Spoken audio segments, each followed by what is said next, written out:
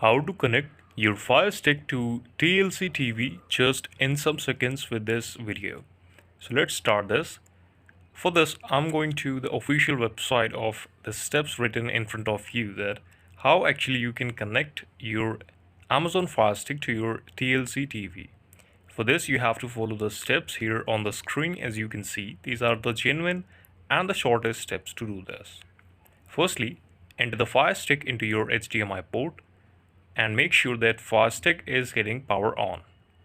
You can either plug in the USB-A to your TV or use a power adapter to connect it.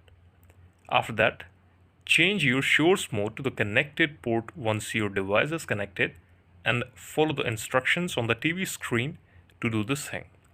So that is very nice and the affordable thing to do it.